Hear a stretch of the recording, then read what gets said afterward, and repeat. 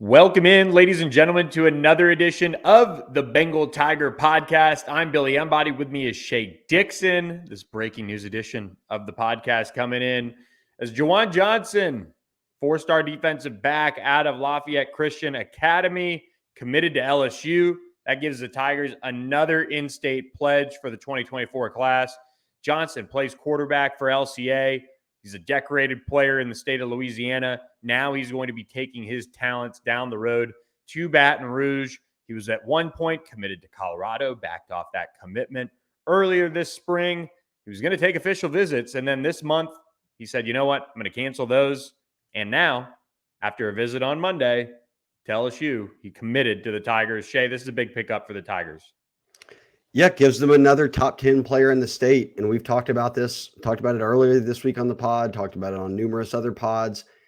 Louisiana is of the utmost importance, and the staff knows that. And a year ago, I think they signed 3 or 4 of the top 10 players in the state. And it was understood that it was a transition year. A lot of guys, LSU was coming off back-to-back 500 regular seasons, where they were not playing up to the standard of LSU football. They have a coaching change. Everybody but Brad Davis gets let go, moves on, and you're almost starting from scratch. So it becomes very hard to come in late in the game and convince guys to sign a week after Brian or 2 weeks after Brian Kelly was hired was the early signing period. And not long, a month later is February signing period. And those guys were as good as gone at that point. So what you wanted to do is make sure that didn't happen 2 years in a row. And they are well on their way to that. Ju'Juan Johnson, again, one of the state's best athletes. We've talked about that plenty. He is a great quarterback at LCA, whether it's running it, throwing it, but he'll play cornerback in college. That's where LSU and everybody else have offered him. That's his goal as well. But I'm looking now at the top 10 rankings, and 1, 2, 3, 4, 5. No, still sitting at 4 of the top 10. No, 5 of the top 10 players in Louisiana are now committed to LSU. So that is and the other 5 are uncommitted. That is a very nice start, Billy. We saw Johnson at LSU camp a year ago whenever they really started pressing for him. They worked him out at corner. He looked really solid. And more than anything, one thing we know is the state produces skill players. And whether it's receiver, whether it's a DB, whether it's a running back, they're always here in Louisiana. We see them getting drafted. You don't want to let guys like this leave the state because they end up going elsewhere and getting drafted, or then you're having to recruit them back through the portal to come to LSU. I thought they did a really good job here of when he committed to Colorado, that only made them go after him even more. Like they went into overdrive, and he decommitted from Colorado coming off a spring game visit. Like you would at least think, oh, maybe over the summer when he hadn't visited there in a while. No, he decommitted 2 days after leaving Boulder. So ever since then, behind the scenes, we'd known this was trending to LSU. It's no surprise they got it done. And as you noted, Monday, they got the family over there and said, hey, look, cancel all your summer visits. Let's be done with this. Get in the boat. I really like the pickup, and I think it's only going to be the start, or at least the continuation of dominoes dropping in Louisiana, because I'm looking around at the rest of the top 10 in the state, and I still feel very good about a lot of those guys, and it's far from being finalized, but I think they're going to easily hit double-digit Louisiana signees this year, which is what you want every year. That's where you should be. No question about it. And speaking of Louisiana, I mean, look, this now gives LSU another corner back from the state of Louisiana. He joins Wallace Foster. They both kind of play nickel, I would say, at the next level. Wallace Foster, of course, is out of Warren Easton in the New Orleans area. And then they do have Zion Ferguson, a big outside corner, 4-star prospect out of Gainesville, Georgia. And then they do have a pair of safeties committed in Maurice Williams out of Shadow Creek and Deshaun McBride as well. Both 2 of the best in the country. So this secondary haul overall for LSU, we've talked about revamping it. We've talked about continuing to build it up. They're doing just that. And you still have Wardell Mack out there who's in 5-star range for us over at On3. This is a secondary class that is really coming together nicely, even if they just held on to the guys that they had, but they still have other targets out there too. Yeah, here's the thing. We've said this so many times before. When Brian Kelly took over, it was a multi-year rebuild at corner. And I can't remember a year ago, maybe they returned 2 guys that were even on the roster at corner before that. This year, they only returned 1, LaTerrence Welsh, who was a freshman last year. He was healthy for the first time for a full season and got to play some special teams. He'd been injured on the back end of his high school career. So you've got one young corner there. They only signed one true corner in Jeremiah Hughes coming out of Las Vegas, Bishop Gorman. Yes, Toviano and Stamps and some of these other guys that they signed this past cycle can play corner, but they were high school safeties, and that's where you also need a little bit more of a depth play this season.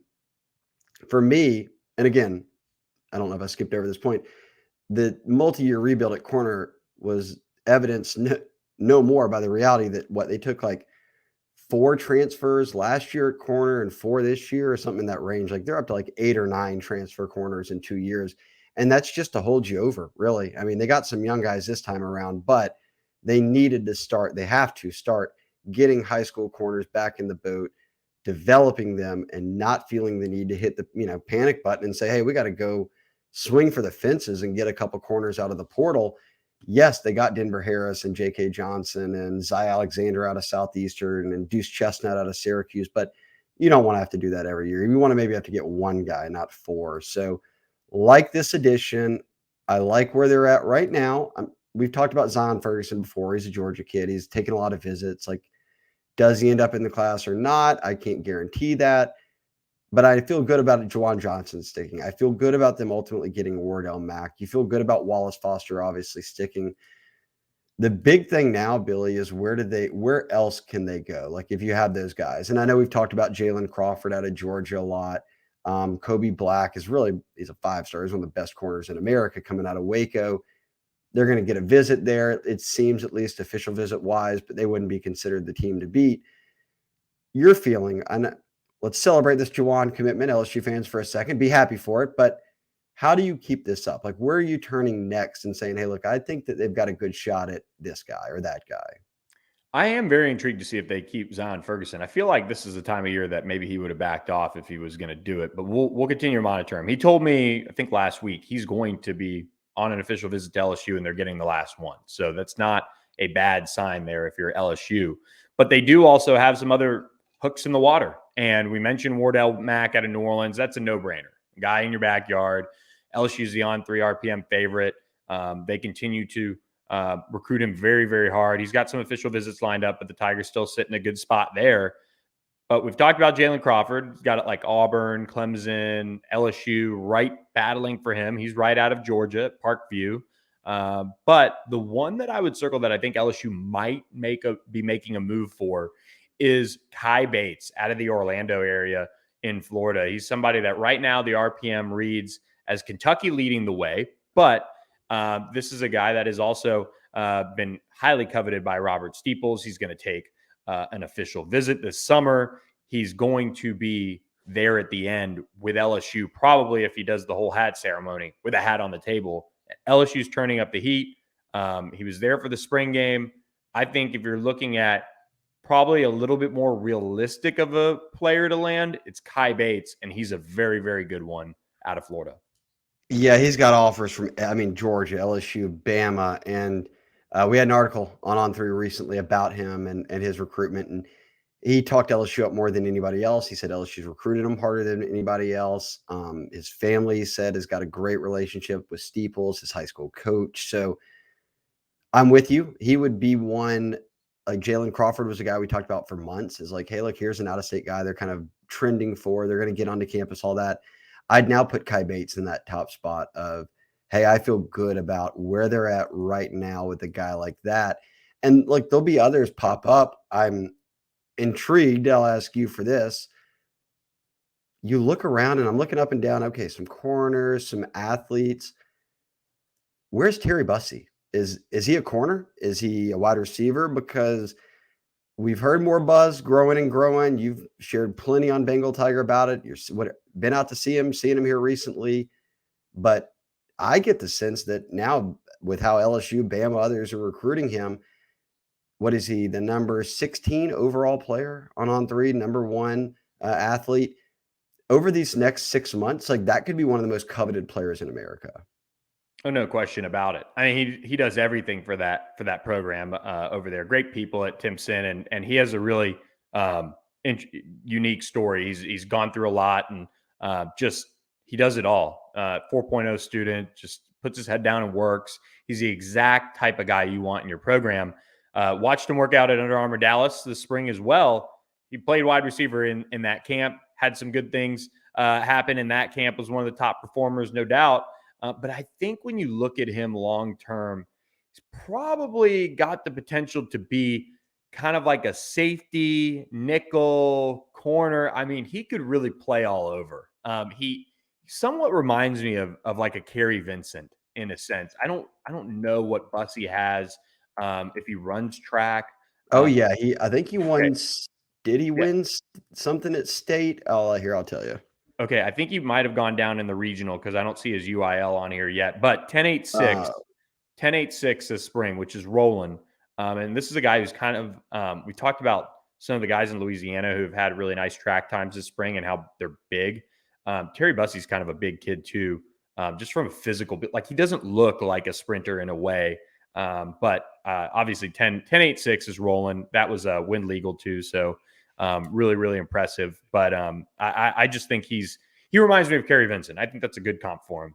He's not Yeah, he's thicker than Kerry was coming out of high school, but he's awesome. He's really good. yeah. And Vincent was an elite sprinter. He was on the, or he is, I should say, still. He's only in 11th grade, but they did make Timpson did make state, and he was on the part of the 4x1 relay in 2A, part of the 4x2 relay in 2A, the boys 100-meter dash in 2A. He made the state finals, as you noted. 10.86 was the time he had on record to get there. Made state in the long jump in 2A and made state in the triple jump in 2A. What a beast. That's Now, like 5 or 6 things. A&M is certainly a factor, but LSU's, I think, going to get an official here somehow and get him on campus. Texas is obviously trying Bama. I mean, it's a who's who.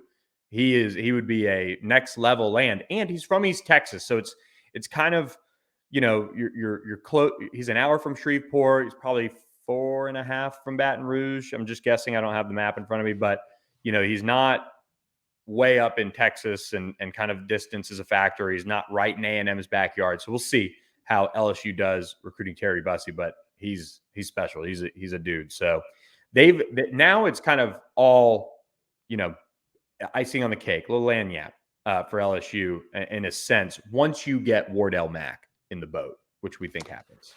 Yeah, if they can add a Ju'Juan Johnson and get a Wardell Mack and a Kai Bates, I'd feel great about the corners. Then you're just swinging for the fences with anybody else that's out there, and that'd be a job well done by Robert Steeple. So, kudos to LSU for locking down Ju'Juan Johnson. Again, there was a time where people thought, oh, he's going to go to Colorado. Oh no! And look, he had Bama. Everybody else was after him too.